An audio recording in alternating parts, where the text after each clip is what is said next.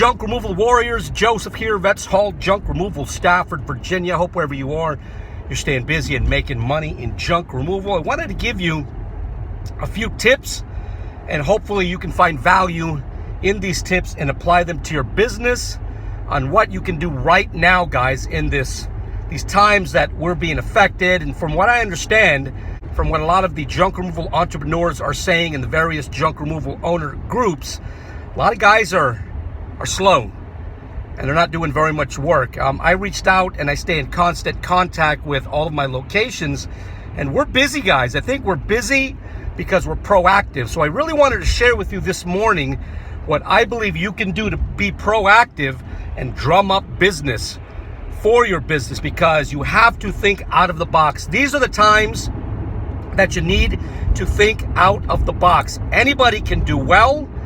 Anybody can have their schedule booked during the times of milk and honey, but what you do during the lean times, during this coronavirus scare, will separate you from those who are forced out of business, and those of us who are innovative and not just stay in business but thrive in business. I've been pushing out coronavirus ads, not necessarily using the term coronavirus, although I have in some of my ads. I've really been pushing no touch or zero touch junk removal service, and how the customer can pay by credit card. They don't need to engage and get up close and personal with us. That's one thing that we're doing to stop the spread of the virus. Everyone is responsible to do their own part. On top of that, guys, I'm pushing out public service announcements in all of my yard sale groups. This is something that you can start doing today. If you find news regarding the coronavirus, I try and find positive stuff, guys, more than anything else. Positive, feel-good type of stories when I can. But if I can't find those types of stories regarding, how people are trying to cope and help each other during these challenging times, and I just put out information. I'm acting as somewhat of a news beacon for my immediate community, in the hope that if they see my name enough times, they'll think of Vets Hall Junk Removal when they need their junk removed. On top of that, guys, I'm doing things like I'm doing right now. I'm pushing out ads every day. Videos every day. These videos are meant primarily for you guys, but I'll say civilians, if you will, those individuals who are customers and not involved in actual junk removal, they have the potential to see these videos as well. I'm also, and this is something that I believe you can do starting today, start reaching out, guys. Start reaching out to your local news stations, radio stations, newspapers. They're always looking for stories, especially feel-good stories. Currently, they're looking for stories, anything coronavirus related. So what all of my locations are doing is reaching out to the media and just simply asking, would you like to do a story on the impact that coronavirus is having on small business, on a small veteran-owned junk removal business? And I reached out to a radio station, and the gentleman that I spoke to said, you know what, that's a great idea. What's your idea? So I told him kind of what my idea was. He said, let me talk to my staff and I'll get back to you. So there potentially could be something there. The media is always looking for what they call community interest stories, feel-good stories. And my plan would be, and this should be yours as well, that if I can land an interview, since I come from the broadcasting industry, I was a radio and television broadcaster for the U.S. Army, and my radio shows were heard all over the planet on military bases in 2012 through 14. I only did it for a couple of years for Armed Forces Network, AFN.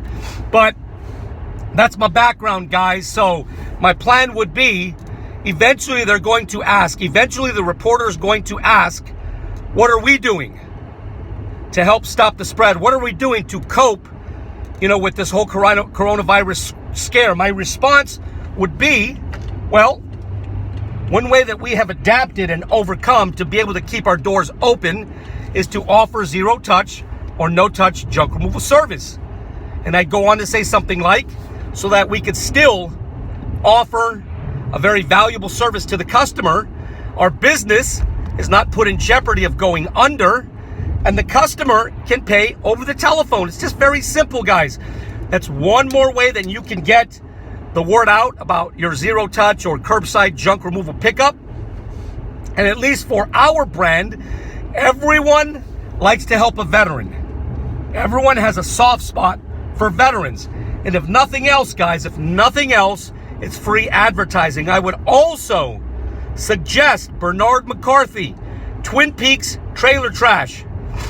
You reach out, Bernard, to the radio and television and newspaper reporters that did the free Christmas tree removal story on you during Christmas, and ask them, because you have that connection. If you've had any print, radio, or television stories done on your business, guys, you have a connection with that potential reporter.